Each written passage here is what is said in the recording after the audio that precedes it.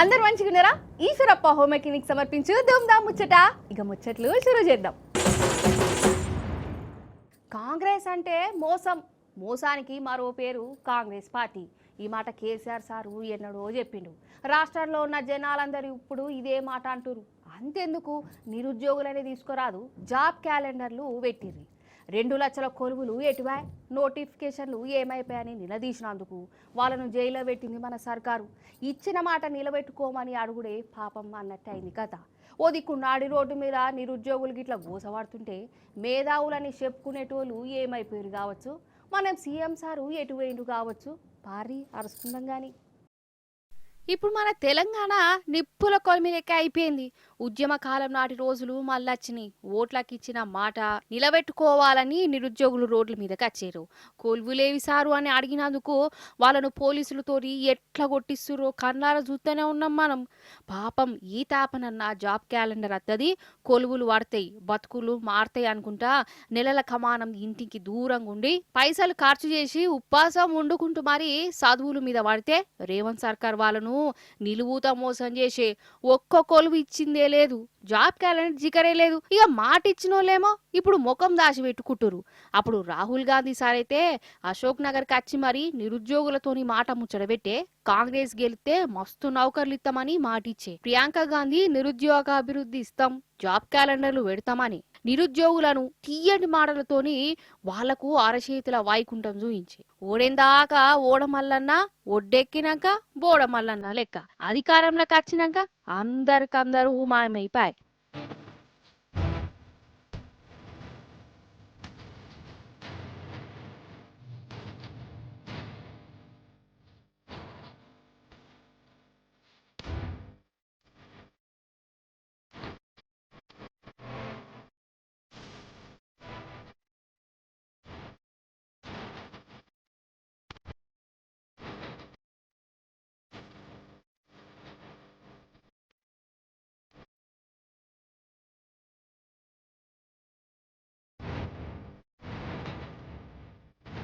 వాళ్ళ కథ గట్లున్నదా?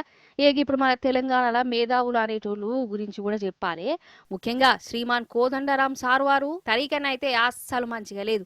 KCR sir CM ఉన్నప్పుడు దినం ప్రభుత్వం మీద గరమయ్యేటోడు, రోజుకో విలేకరుల మీటింగ్ పెట్టేటోడు. బీఆర్ఎస్ ప్రభుత్వంలా కొలువులు ఇత్తలేడు, నోటిఫికేషన్లు లేవు అనుకుంటా రాగం తీసేటోడు. మరి ఆ రాగాలు ఇప్పుడేమైపోయా? అసలు కోదండరాం సారు ఎటువా? ఒక్క ఎమ్మెల్సీ పదవి రాగానే నోటికి తాళం పడ్డదా? లేకుంటే అసలు ఈ నిరుద్యోగులే కానొస్తలేరా సార్కు? ఆకునూరి మురళీ సార్ కూడా గాంతేనోలా.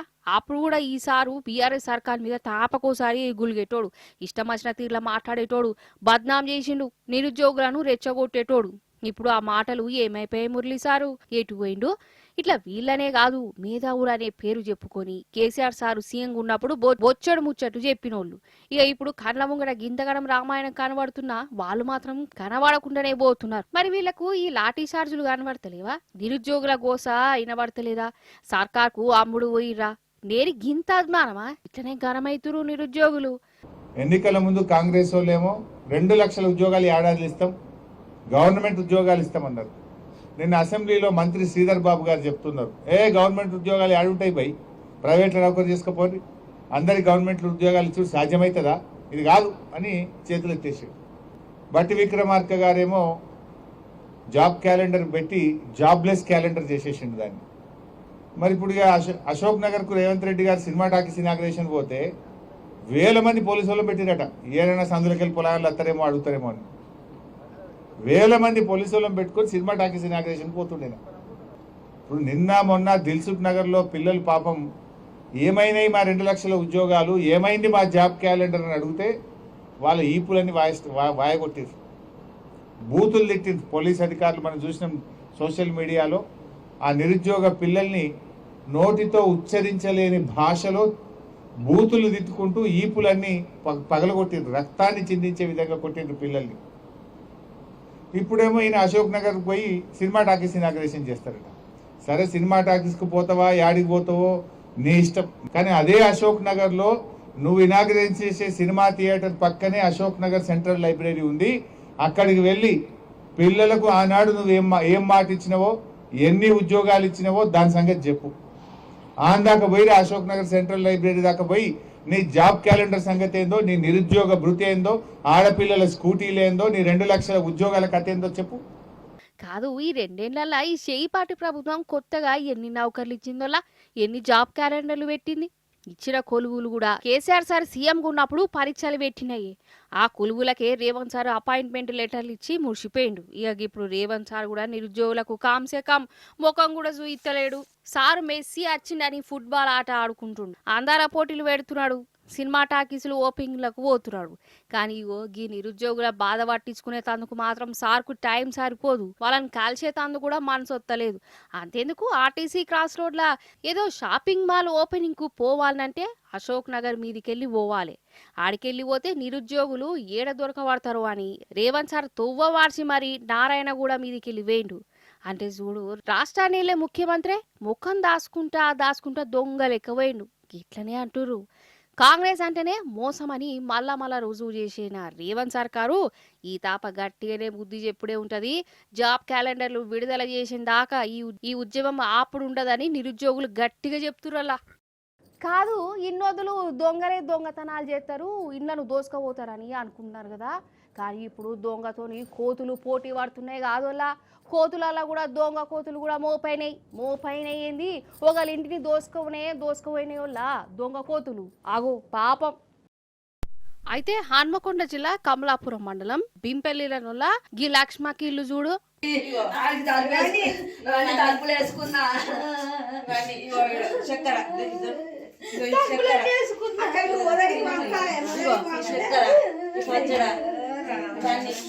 కూల పైసలు 5,000 రూపాయలు 5,000 రూపాయలు కూల పైసలు మరి అవి పట్టుకపోయినాయా?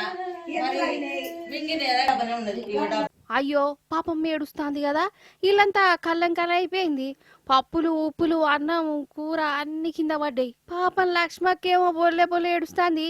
ఏమైందక్క? అయితే ఈ ఊర్లే బగ్గా కోతులు తిరుగుతున్నాయి అటనోలా. ఈ లచ్చక్క ఇంటికి అయితే తాపకోసారి కోతులు వచ్చి ఇక వీళ్ళని ఆగం పట్టిస్తున్నాయట. కైకిలికి పోయి కమాయించిన 5,000 రూపాయలను ఇగో గీ పప్పు డబ్బాల పెట్టుకున్నదట. ఖతమిగా కోతులు వచ్చినాయి, ఇల్లంతా గిట్లా ఆగం చేసినాయి. పప్పు డబ్బాల దాచిపెట్టిన 5,000 రూపాయలను ఎత్తుకుపోయినాయి అట. అయ్యయ్యో, రెక్కల కష్టంతో కమాయించిన పైసలు గిట్లా పోతే ఎవరికైనా ఎంత బాధ అనిపిస్తుందో అసలు కదా. అందుకే పాపం ఈమె గింతగానం ఏడుస్తున్నది. అందరూ వెంటనే స్పందించి కోతుల బీపల్లి గ్రామంలో కోతుల బెడద వెంటనే తొలగించాలి. ఇక్కడ నుంచి బీపల్లి గ్రామంలో అందరూ ఇంట్లో తొలబడి ఆస్తి నష్టం జరిగింది. 5,000 డబ్బు మనీ నష్టం జరిగింది. 5,000 రూపాయలు కష్టపడి కూలి చేసుకున్న డబ్బులు డబ్బెత్తుకుపోయింది. మా అమ్మ కలవడానికి వచ్చింది. అమ్మ పెద్దమ్మ కూడా కలిసినాయి. మొత్తం బియ్యం ఇదంతా నష్టం మొత్తం జరిగింది. అయ్యయ్యో, ఆగో మాట్లాడుతుంటే కూడా ఏదో కోతొచ్చినట్టుగా వచ్చింది కావచ్చు. కామ్సే కామ్ ఒక్క నిమిషం కూడా మాట్లాడే పురుసతో టైం లేకుండా అయిపోయా వీళ్ళకు. దినం భయంగా బతుకుతున్నారటనోళ్ళ ఈ ఊరోళ్ళు. చూసినావా కోతులు ఎంత గోసబుచ్చుకుంటున్నాయో. నిజం చెప్తున్నా, కొందరు కొంచెమన్నా చీము నెత్తురు ఉన్నట్టే చేయనూర్లా. పదవి కోసమో లేకుంటే ఏదైనా అత్తదన్న ఆశ కోసమో ఎంతకన్నా జిగనే ఉంటారు. చేతులు కాదు కదా, అద్దన్న కాలు కూడా పట్టుకుంటారు. ఏం లేదుల్లా, పెద్ద మనుషులు కనబడితే నమస్తే పెట్టాలి. వాళ్ళు జరంత గొప్పోళ్ళు అయిన వాళ్ళు అయితే కాళ్ళు కూడా మొక్కుతారు, అన్న తప్పు లేదు. కానీ 75 ఏళ్ళు ఒక తాత 30 ఏళ్ళ పిల్లగానికి కాలు మొక్కితే ఏమనాలే? ఏమంటారో మీరే అనుర్రి. ఫస్ట్ కి సీన్ చూడుర్రి.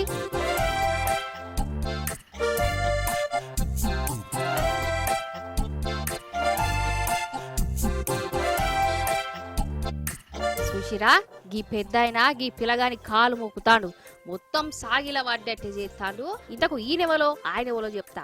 సెంటర్ మినిస్టర్ జ్యోతిరాదిత్య ఎరికే కదా, గా ఆయన కొడుకు. తిప్పి కొడితే 30 ఏళ్ళు ఉంటాయో ఉండవో గాంతే.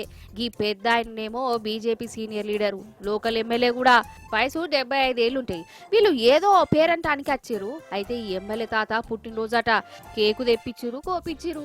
కేకు కోసినాక ఈ పెద్ద ఆయన ఉండే కాడుండగా సెంటర్ మినిస్టర్ కొడుకు కాళ్ళు మొక్కి ఇగో గిట్ల దీవెనార్థులు తీసుకుంటుండు. ఇక చెప్పు ఏమనాలే? అసలు ఈ పిల్లగాని నాయననే ఈ ఎమ్మెల్యే తాత కంటే చాలా చిన్నోడు. అసంటిది ఆయన కొడుకు కాళ్ళు మొక్కుడంటే ఈయనకు ఇజ్జత అనిపించలేదో కంసగా మా పిల్లగాన్ని అయ్యో తాత అద్దు అని కూడా అంటలేడు. ఏదో పెద్ద మనిషి తరికనే తాతకు దీవెనార్థులు ఇచ్చిండు.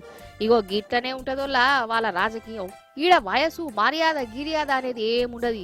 ఎవరు పెద్ద పెద్ద పదవిలో ఉంటే వాళ్లకు వాళ్ళ పుత్రరత్నాల కాడ కూడా గిట్ల తలకాయ వంచవలసిందే. అద్దన్న భజనలు తారీఫులు చేయవలసిందే. బీజేపీలో నడిచే కథనే ఇది అని అంటురు అక్కడ ఉన్నోళ్ళు.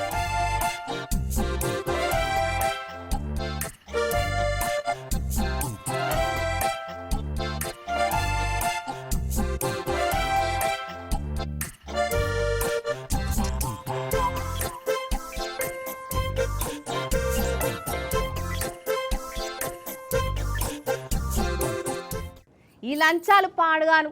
అసలు సర్కారు కొలువు చేసేది లంచాల కోసమేనా ఏంది? కొందరు గిట్లనే ఉన్నారోళ్ళ. అరే లంచం లేకుంటే పని ముంగడికి పోతనే పోనితలేరు. అందరు కాదు కొందరే. గా కొందరు చేయబట్టి మంచోళ్ళకు కూడా చెడ్డ పేరు రావట్టే. అగో మల్లో మలక కొందరు లంచగొండే ఆఫీసర్లు ఏసీ బోర్లకు దొరికినోళ్ళు ఎంతమంది ఉన్నారో ఏమోపో. ఏం లంచాలో ఏమో పొర్రి. మందిని ముంచి పైసలు నెత్తి మీద పోసుకుంటారా కథ గాని. అయ్యో గీ అమీన్ సాబ్ చూడు ఎంత శుద్ధ పూస లెక్క కూర్చున్నాడో. ఇక దొంగ దొరికినాక గట్ల కూర్చోకుంటే ఇంకెట్లా కూర్చుంటాడు కానీ. ఈ సారు హన్మకొండ జిల్లా కాకతీయ యూనివర్సిటీ పోలీస్ స్టేషన్లో అమీన్ సాబ్ అంటే ఎస్ఐ. పోలీస్ అంటే దొంగలను దొరకబట్టాలి, దొంగ పనులు కాకుండా చూడాలి. కానీ సారేమో రివర్సు. ఏ పని చేయాలన్నా లంచం అడుగుతాడట. ప్యాకాట ఆడిటోళ్ళ కాడ లంచం తీసుకొని దొరికిపోయిండు. అగో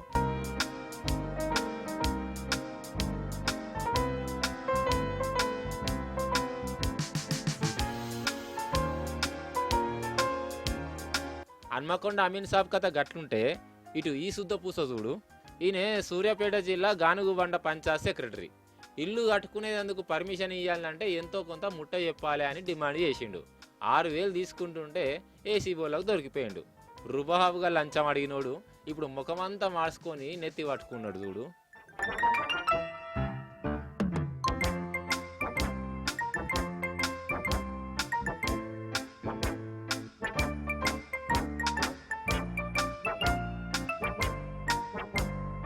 ఇక పని వనపర్తి కలెక్టర్ ఆఫీస్ కాడికి కూడా రారోళ్ళ. ఈడ సివిల్ సప్లై ఆఫీసర్ జగన్మోహన్ను ఆయన డ్రైవర్ లక్ష్మణ్ ఇద్దరు తోడు దొంగల లెక్క మారిపోయారట కాదు. 50,000 లంచం తీసుకుంటా దొరికిర్రు. అసలు ఈ కలెక్టర్ ఆఫీస్లో ఈ లంచాల కథ ఏంది? దీని వెనుక ఎవరెవరు ఉన్నారు? ఎవరెవరికి వాటాలు పోతాయి? ఏంది కథ? ఇవన్నీ అడుచుకునే పనిలో పడ్డారు ఏసీబీ ఆఫీసర్లు. ఇగో గిట్లున్నారు వాళ్ళ లంచగొండ ఆఫీసర్లు. దినం ఏదో ఒక ఆఫీసులో దొరుకుతూనే ఉన్నారు. అయినా కానీ మారతలేరు. తీసుకునేటోడు తీసుకుంటూనే ఉన్నారు, దొరికేటోడు దొరుకుతూనే ఉన్నాడు. ఎన్నడు మార్పత్తదో ఏమోపో. పుక్కడికి వచ్చిందంటే చాలు చాలా మంది ఏం చేస్తారో మీకు కూడా ఎరికై ఉండాలి. ఫ్రీ అన్న మాటనే అదో ఆనందం, అదో తృప్తి ఉంటుంది. అవసరమైతే పానాలు అడ్డం పెట్టైనా కానీ పుక్కడికి వచ్చే దానికోసం ఎగబడుతుంటారు. అగో గట్లనే అయింది ఒక జాగల. అదిగో పులి అంటే ఇదిగో తోక లెక్క. కొందరు ఏం చేసిరో చూడురు మీరే. ఇక చూడు కథ రోడ్ల మీద ఎట్లా రామాయణం నడుగుతాందో. అగో జనాలు చూడు పని పాట ఇడిచిపెట్టి రోడ్డు మీద ఏర్తారు. ఏందంటారా వెండి కోసం అటనుల్లా. లెక్కకైతే ఆడ వెండి లేదు గుండి లేదు. కానీ ఎవలో పుకారు లేపంగానే యోగిట్ల జనాలు 3 సార్లు రోడ్డు మీద ఇట్లా అడ్డా వేసిరు.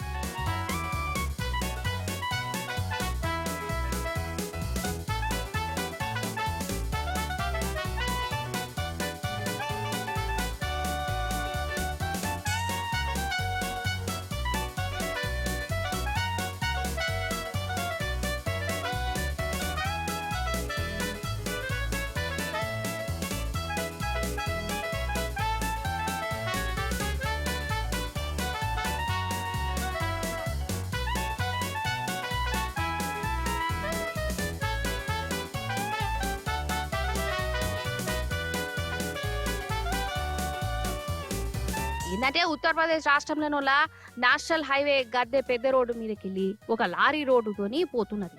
ఆ లారీలోకి వెళ్ళి కొన్ని మెటల్ ముక్కలు పడ్డాయి. మెటల్ అంటే జరంత చూసేతందుకు వెండి లెక్కనే కనబడుతుంది జనాలకు. ఇంకేమున్నది, లారీలకి వెళ్ళి వెండి పడ్డది, వెండి బిల్లలు రోడ్డు మీద ఉన్నాయని టామ్ చేసిరు. ఇక జనాలు ఆ వెండి కోసం చూడు ఎట్లా కళ్ళు కాయలు కాసేటట్టు చూస్తానులో దొరికినట్టు ఏరుకోతూనే ఉన్నారు. అరే నాయన అది వెండి కాదు అని చెప్పినా ఇనుడే లేదు. ఇట ఒక రోజుని కాదు 3 సంది రోడ్డు మీద గిదే జాతర నడుస్తుందట. పొద్దటి సంధి రాత్రి దాకా దేవులాడుతూనే ఉన్నారు. దొరికినట్టు తీసుకోబోతురు. చూసినవా జనాలు ఎంత పని లేకుంటున్నారో కాదా మరి.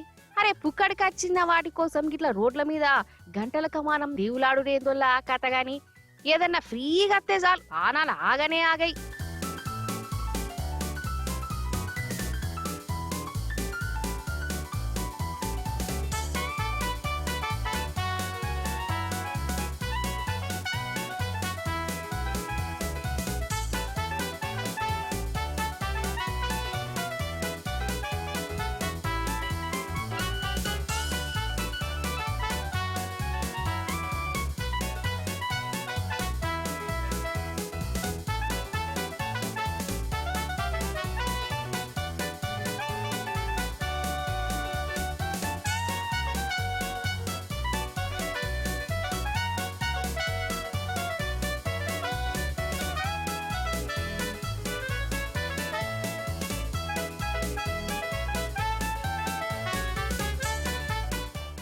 చూసిరు కదా గివి ముచ్చట్లు.